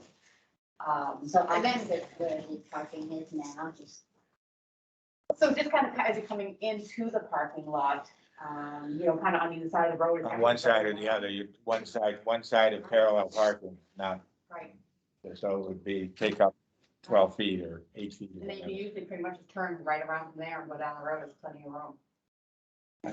Does that seem reason, is that something from Yeah, a truck turnaround you can accommodate? I think, well, yeah, you could probably pull off on that side of the road. There's plenty of opportunities to do that. It's steep on some parts of Reservoir Road. Maybe we could put signs up saying, don't, Here. don't park Right. beyond this, you know, so that it wouldn't be too close to where the turnaround would be, so we could, that would be easy to accommodate. and if you kept going up the road, is there some clearing area you could park? No, Judy, No. Judy Lombardi's driveway, no, just kidding, just kidding. Little humor, No, there's That not. would be good. The neighbors would not want people in their parking lots. Radio towers there, the grid parking area that's allowed to park there? The trail access, well. well, there's not during, Go ahead. yeah, it would be, those trails right in that area would be closed. Yeah, and plus it would involve plowing and stuff, and I don't know who owns that. We The don't, town owns it. the town owns Yeah. where the property where the towers are. Oh, it is, okay. You got some more hands up. You got one in here. Sorry. So Anna, do you still have questions or comments? Yeah, I was just gonna say, if you're worried about the bikers, I'd be happy to pull the UVMBA members and see if there's anybody that would have a huge problem with, closing the lot to avoid having to build a new landing, if that's important to you. Yeah, would you do that, Anna? Great, Absolutely. do that and let's again, and send it to Matt. Okay, will do. Yeah. Katie Mann has had her hand up for a long time. Katie, we go Katie. Yeah, Katie. Yeah, That's okay. Can you hear me? yeah, we can hear you. Great. So I just have a question. Well, first I want to thank everyone for their comments and questions. I guess I have a question to everyone as far as, the uncertainty of the winter might extend the period that the parking lot is closed. So we don't want to quote 1 month for everyone to get that pull, and then we might have to be under operation for 3 months. So I just want to kind of put that out there as to request that we're not limited, we don't want to skew people's expectations. So there's that. And so I guess that was kind of a question to make sure that that was a correct statement. And then I guess just to one person who was speaking, who I couldn't see, and so I'm from out west in New Mexico and Nevada, where wildfires rage every year. And that right now is due to the lack of forest management first, because a wildfire was suppressed. And then because wildfire is a threat, even under management sometimes, then there hasn't been human interaction to kind of replace that wildfire. So if we in climate change are going to see longer droughts, if we're going to see periods of dryness that might result in a wildfire, then the action that we're proposing right now is actually preemptive. We are actually managing for a situation that would make a healthy forest resistant to a forest fire, because of not just letting the forest be completely overgrown in one way. Out west, the forests are there are way too many trees per acre, and so the fires are allowed to get extremely hot, and that's what we're spending trillions of dollars every year as a U.S. Taxpayers, and sending out all of our Forest Service employees from here. Many go out on detail, on fire detail, and so we are left in Vermont and New Hampshire with our national forests understaffed because they're all out west for fighting these fires. So I think that we are addressing some of these possible issues that could arise with climate change that fortunately we haven't had to deal with on any kind of scale, and hopefully we won't, but just wanted to have that out there too. Thanks. And just to give a full disclosure, Katie is a member of the Conservation Commission. Yes. So, for folks that didn't know that. I have a question. What are some of the advantages of using the northern landing? Isn't it an advantage in terms of the distance the logs will have to haul? Yep, yeah, so there's a way, so I keep thinking, I've been looking at this map, but I'm, to be honest, more than happy to use that parking lot, just it'll be easier with everything, just to put the landing there, truck turnaround, but if we could also stash a few logs, or more than a few, but using that northern landing, it would cut skid time. So the way this is marked and laid out is that we'd have a landing in the middle area here to cut on skid time. So if we just use the parking area, that's a long way to get around that reservoir into the parking lot. You want to show it on the, show. Oh, yeah. Yep, show it's it up on here. the, use the, what do you call it? Cursor there. The cursor, yeah. So it's from here to here is a long way. Because You go up and around. Right, we're on this road, zipping around and going here, which, I mean, I'm all, I think using infrastructure that's already there makes a ton of sense to me, but like I said in the beginning, it was all about trying to keep it open as we could. But if we were to use, some of this wood came up here, I think that's good too. And I think we could do it in a way where they're staged in that northern landing, these logs. Trucks are turned around, they pick up, they're there for 10 minutes and they're out of there, sort of thing. With the active landing would be at the south. So we could probably do an all, both of the approaches would make sense. It's already, we wouldn't have to clear anything for that northern landing. There's a few small trees that would just have grown up. So we could do that as well. Is that what they used on the past ones? Chuck, do you know that they used? No, not too far, too far. Oh, from the south. That's probably from the 80s. Way at the south end. That was used probably 40 years ago. Yeah. Yeah, we only used the current parking lot in 5 and 8. Another, Fergus, you got your hand up? Hello again. Can you hear me all right? Yep. Yes. I just wanted to weigh in about wildfires and forest management.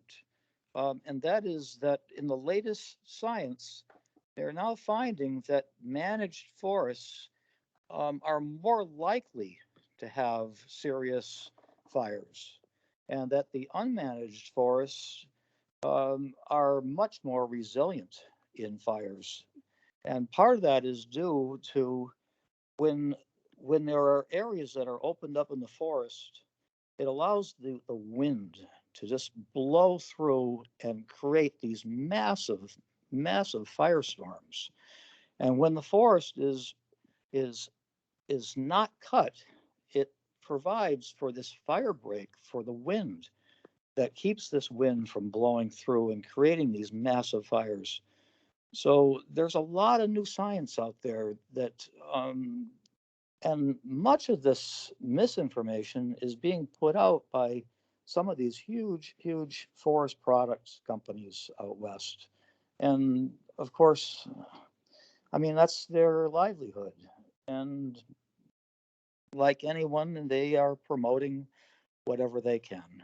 So, I mean, just be aware that there is a lot of propaganda and misinformation out there. Thank you. Thank you. John Boughton again.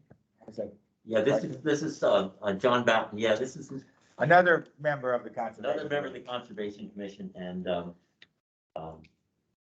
shameless forester. One,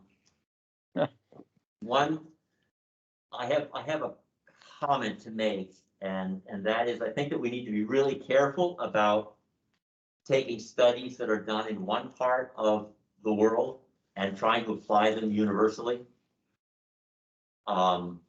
The forests that we have in New England are significantly different than the forests that you would find in, as an example, New Mexico or Nevada. And they are quite resilient to fire. I guess that's kind of my first thing. The second comment that I heard that I wanted, it's not really a correction, it's a little bit of a twist. And that is that the study, the master's thesis that Jared Nunnery did with Tony D'Amato does in fact say that there's much more carbon stored in old forests, but it does not address sequestration at all. And so I don't no debate there other than the fact that that graph gets used a lot, and if people do not understand the difference between storage and sequestration, that can be misleading. And I guess that's it. I use the forest a lot. I have used the forest a lot. I would love to use the forest more than I can. I am really actually excited about this opportunity to try to manage the forest in a way that is going to be setting it up for sequestering more carbon, leaving a lot of carbon on site. There will be a lot of debris left behind. A lot of wood is not going to be trucked off site just because of the economics. I think that's exciting. I think that's exciting that will be contributing to a whole network of bacteria, fungi, insects that will be breaking down that wood and helping to incorporate it back into the soil. So I see that as a positive aspect. I also see as a positive aspect that we're trying to get some areas where some new trees can get started, which enables trees from species from south of here to begin to move northward, as they're going to need to do as climate changes. And that's actually much more than I wanted to say at this education session, but I couldn't resist. Sorry, John. This is Tom Kale again. As far as the comment about carbon and stuff, I just want to bring the point of, there are these publications, like this one is from the UMass, University of Vermont, that talks about forest carbon and sequestration and storage. So it's not from a corporation. This other one, this is one called Healthy Forests for Our Future, which I just got a few weeks ago. It was published in December by the Nature Conservancy and the Northern Institute of Applied Climate Science. And I'm no forester and don't really, I've been learning on this project as we've been doing it. But this, when I read this a week or so ago, it's recommending the same types of forest practices that AJ has been telling us for the last couple of years. And this is, the Nature Conservancy is a reputable. I mean, I don't think that they're out for. So that's just a comment. I mean, on that there are, and this is by the same people that did, Bill Keenan and his group over there. It's the same people. So, from my lay understanding of reading other people's, it does seem like this has benefit as far as the forest carbon aspect. So that's just 2 cents. Other questions? I've been listening to Fergus and I've been thinking, this is Jeff Arnold speaking, and I haven't heard a really good counter argument of why you shouldn't or should cut cut all this board footage out of the forest and take it out. If like he says, old forests are good for wildlife habitat, old forests are good for storing carbon, and good for recreation and for calming your mind. So it sort of meets all the objectives that you have in this forest management thing.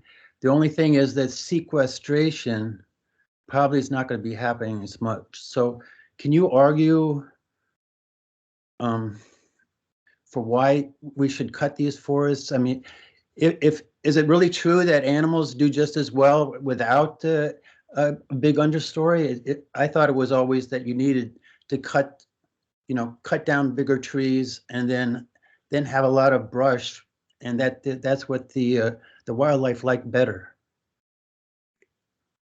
Yeah, I could touch on some of that. So yeah, the wildlife really like a mess. They want a little bit of everything, like I was explaining. They want that forest structure of a young forest and different. They want a young forest. They want a middle-aged forest. They want an old forest. They want it all. They're pretty greedy. And there's currently we're providing a lot of middle-aged, pretty unstructurally interesting forests for them. These are the forests out there currently are all about the same age. They're all even age. So there's like one age coming up with this undesirable understory, which I mentioned of the beech. And the only reason that's undesirable is it's the monoculture, and that gets at that species diversity. So we've kind of got this one aged forest without a lot of structural complexity. And we've got what we do have is not necessarily what we want. And that's not throughout the whole area. There's some areas where we got some awesome regeneration coming up, and there's some areas where that's not the case. And so for the goal for this timber sale is to it's to mix it up. It's to put some more sunlight on the ground, to get some new trees growing in the understory, which will sequester the carbon more. But how is there 100 people from John Muir's society that are arguing for leaving forests alone and not managing them? Have you heard that before? Yeah, we definitely need old forest. It's important. We definitely need it. We don't have enough of it. And I think.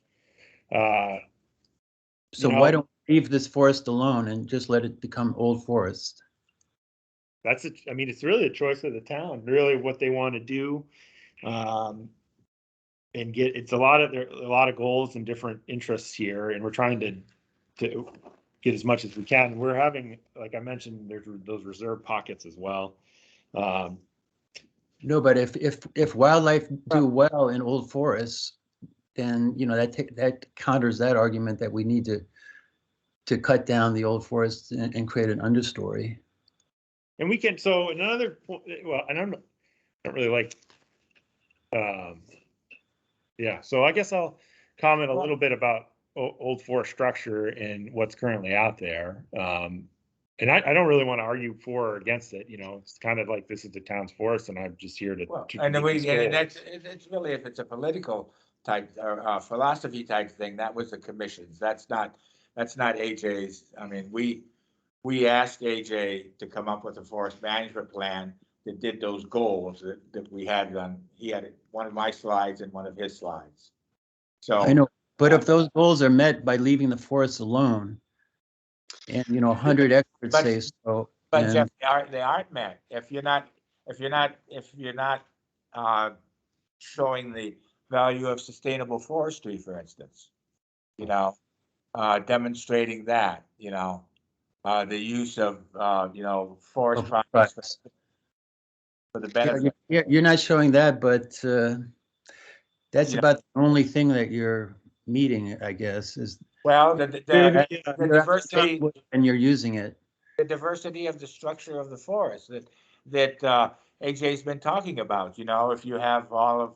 But I think that happens naturally, and the succession. This accelerates it, right? This idea of this ecological based forestry, the selective cutting, basically is a way to accelerate. And tell me if I'm wrong, AJ. To accelerate the characteristics of an old growth forest. Right, and I went blank there for a minute, and that's what I was. But why do you need to accelerate? What is the point of accelerating it? If it's a peaceful place, like Fergus says, without all the crap around, because my parents had their forest cut down, and they made $20,000 or something. They have to do it because it's required by law. Every 10 years, they got to cut their forests. It looks terrible now, but it's not very peaceful looking. It's ugly. It's unsightly. Maybe could I speak, Jeff, to the point you're raising? Sure. I think it's important to keep in mind, I think, that what's good in terms of how we manage or don't manage or don't use our forest is it's very specific to different parts of the country, because forests are different everywhere and ecosystems are different everywhere and habitat is different Are you saying everywhere. old forests are only good on the West Coast? So hold not- on for a sec, Jeff. So you Okay. mentioned 100 people from the John Muir Society, which I Right. think is important to recognize. That's not a group that has any particular expertise in our neck of the woods, in Vermont. Meanwhile, we have groups, wildlife and habitat groups with a lot of expertise in our neck of the woods, like Audubon Vermont, like the Nature Conservancy, and others that we could discuss, who very much endorse the type of forest management that the Conservation Commission is taking on. So as someone who loves wildlife a lot, I think it's important to recognize that the experts in wildlife here really endorse this type of approach. And so I would encourage us to keep that bit in mind. And the second thing I want to mention is the forest that we have here is not old, it's middle-aged. And that's the result of past management. So I think if people are interested in seeing an old forest, it'd be interesting to read up on what exactly that looks like. But the type of prescription that's being talked about here, setting aside, basically 100 acres of the forest that will not be managed at all. Meanwhile, doing the type of forest management that will enable our forest to have more of the characteristics of an old growth forest is just fantastic. It's kind of a win-win. So I think it's important to focus on, not the abstract and the hypothetical, but to focus really on the habitat that we have here in Vermont and the type of options that we have here. So I think that your concerns, Jeff, are being met by this approach. What people say, I mean, the argument to cut down trees to improve habitat for wildlife is only when they realize that logging is going to happen. It's inevitable. So if you're gonna do it that way, then you let's do it and leave selected old growth trees, to reseed themselves, etc. And it's also good for wildlife. But the wildlife live just as well in old growth forests. So you don't really need to cut down all the trees to create all these young growth plants for them to eat, because that's happening in the understory anyhow, even in old growth. Wildlife that likes old growth forest will do very well in old growth forest. Wildlife that likes young forest won't do well at all. So one of the options we have here is to have a mosaic of habitats here so that we can have a full suite of wildlife, not just ones who live exclusively in older forest. But isn't it true that trees have started growing at different time periods, right? So they're all not going to be the same age at the same time. So trees are constantly falling down, opening spaces where the sunlight comes through, and new trees start growing, and then the deer come and eat those small trees. So it's not like you're looking at a too uniform situation. It's much more diverse than that, and much more complex than that. I don't know. I think Fergus has a good idea. I think it's interesting to me. Okay, so we duly noted, Jeff, that your opinion is not to cut any trees. I understand that. As part of the turnaround, if you do cut trees, I vote for using the parking lot. Okay. And not making a big cut in the middle. Go ahead, Laura. You want to say something? We want to wrap it up fairly quickly here, but people should get a chance to give her. Chuck, something that you said about those folks, input coming from California, the John Muir, that's just where that letter is posted. Some of the signatories on that letter include, getting his first name, it's Mumau. He's out of Massachusetts, and there were professors from Yale. So there were many other people that had nothing to do with the West Coast who were involved with that information about carbon storage. Okay, are there any other people that haven't spoken that have a specific question or opinion? Dennis Brown. Thank you, Mr. Chairman. I'm just curious, I heard the words, closing the snowmobile trail, and I'm just curious about that. There's a main corridor trail that runs from like northern, or southern to northern Vermont that runs through there, so I had not heard of that. So I'm just curious if anybody's reached out. I know Mary's a snowmobiler, Mary Hutchins, and is involved in the club too, and so I don't know if that's just any forethought to that or not, but they groom that with a big groomer and The main trail that skirts around the existing parking lot and goes goes up. around. goes the up upper over there. reservoir and down Reservoir Road, yeah. Yeah, I don't know if Mary's on, I don't know much about that trail. Anyway. If I may, Yeah. Dennis, I was listening to that and I caught the same concern. However, I believe it ended up being a little bit of a misstatement. My understanding is that old snowmobile trail that was sort of in the north, that's in the northern end of the town forest Yeah, would not be able to be used. But I don't think we're Yeah. foreseeing any impact on the north-south Route 5. That's fine, as long as it, I just didn't, that was the first I'd heard. I've been to some of these meetings Yeah. too. I had not heard that, but Okay. I'm glad that maybe that was. I don't know it. I don't know where that is. I know, yeah, I think it's the W.B. Brown Trail that will Yeah. be closed. well, I that think there's Pass through traffic. I've had people, Yeah, that's nowhere near the. this one is the one I was thinking of. I've had people come up to me on a snowmobile there, and that's what I was talking about. that's the But you're W.B. talking Brown about this Trail. one that goes like The this. Reservoir Road. Kinda I think just like- Dennis is talking about one that goes Yeah, down Reservoir. That's the Road. main The main corridor. north-south. Yeah, I would think to probably keep that open. Yeah, thank you. Yeah. Only snowmobiles that this will affect would be our neighborhood. Your neighborhood that goes up there, yeah, when Use you. it to get to that. Hi, I would like to say just a Who's this? Is couple of, this? a couple of First, things. I've had my hand up for about Okay. 15 minutes. Sure. Yeah, a couple of things. I would like to, people to please look at the operations that the Nature Conservancy and other organizations, the American Appalachian Mountain Club, have been involved in the logging that's just gone on recently in the New Hampshire White Mountains. Check it out. It's an abomination what they've done for clear cutting in the White Mountains. This is the AMC and the Nature Conservancy, and they've been doing this for years and years, and they do it to make money. So when you check out some of these organizations, find out why they're doing it.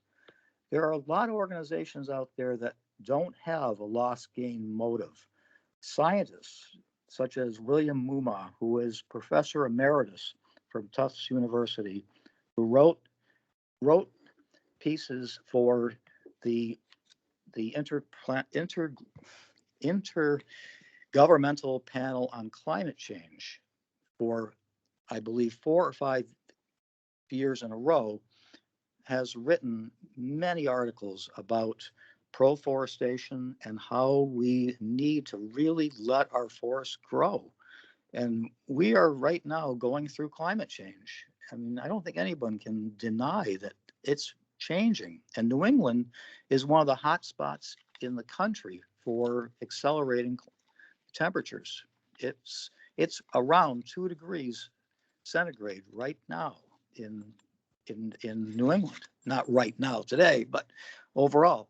And we have to really pay attention to those that have no loss gain motive to tell the truth about what's happening. And I really appreciate the gentleman talking about leaving our forests to grow. And if the town is only going to make several $1,000s to do the logging, does it make any sense? And the other thing I wanted to say is that there's a misconception about removal of trees being mostly benign once they've left the forest, and it's not true. The disruption to the soils and to the downed limbs and all the debris that's left in the forest it goes on for decades of decay and becomes actually a net producer of greenhouse gases for at least a decade. So there's a recovery period there that takes place. So it's not cut and dry that, and no pun intended, that we can just go in and cut and everything's fine. And do we have enough wildlife already? I don't know. I see a lot of deer. I see a lot of fox. I see a lot of bear. And I don't know. Do we need any more? Thank you so much. Thank you. Anybody else? We don't want to cut people short, but it's after 8 o'clock, so. My last question is anything being considered to be done in the refuge? The wildlife refuge. Right, so nothing's gonna be done there. It's by, like, right, it can't be Right, got, right. the deed restriction in there or something. So back in 2011 with the forest management plan update, we heard from Steve Hagenbu from, was it? Vermont Audubon. He's Audubon, Vermont. Audubon, Vermont, and others that has some old growth tendencies and that we should just maybe consider just letting that be. And that was recommended to the Conservation Commission, and they recommended to the Parks and Rec Department, and the Parks and Rec Department accepted that. Why let that be and not let the town forest be? The history of how they got to where we are right now. But I certainly agree that we shouldn't cut anything. Right, understood. I think the answer to that is I think we can have both. I think we need both. I think we need to have places where there are examples of where people have done thoughtful forest management. That oftentimes can happen in public places like this one. It's quite accessible. If I was still a county forester, I would be really looking at this site as a great site. It's near the intersection of two interstates. There's a recreation community that's using it now. And there's the opportunity for people that own forest land to be informed, to make decisions, to see what it looks like, to ask questions, try to understand it, and then try to use that when they're trying to make decisions about how to manage their own land. The real plus about having public land is that you've got continuity of ownership. Whereas much of our private land turns over 15, 20, 25 years. And if it's not moving out of the family, it's still the family generations are rolling over every 10, 15, or 20 years. So I really look at this like it's a kind of a nice, it's a great spot. And it's a great spot partly because it has those old growth characteristics in some places. And it has other places where harvesting of different types has happened for the last, well, let's say 50, 60 years anyway. And it also has, the evidence of that. And we're reaching a point where we can begin to actually see some of that and interpret some of it. So that's my plus. But I think we can do both. Okay. Yeah. Okay, thank you, John. Anybody else have their hand up? Is that? I guess not. Okay, so thank you everyone for your input. To the conservation law. We will take it under consideration. And you're gonna get back with the poll. It does seem, you can obviously say there was overwhelming support to close the parking lot, and use that and not have to make, the turnaround landing or the big landing. The north landing might have some advantages from less disturbance because you wouldn't have to haul the wood so far. Right.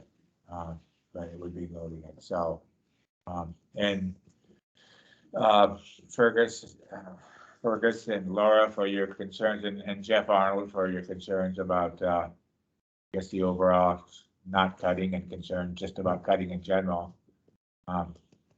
We appreciate you voicing your opinions. Thanks, AJ. Okay. Yeah, thank you, AJ. Yeah, Yeah. good night. Yeah. Okay, okay, Matt, you can stop recording. Good night, everyone. Thank you for coming. Thanks, you guys. Take care. Thank you. Thanks. I think you just click leave. It'll, Well, I know, but I think it's better if you, What, Stop the recording. yeah. you gotta stop the recording, I right? think it'll tell. Zoom will stop it when you leave the meeting, it stops it, but I.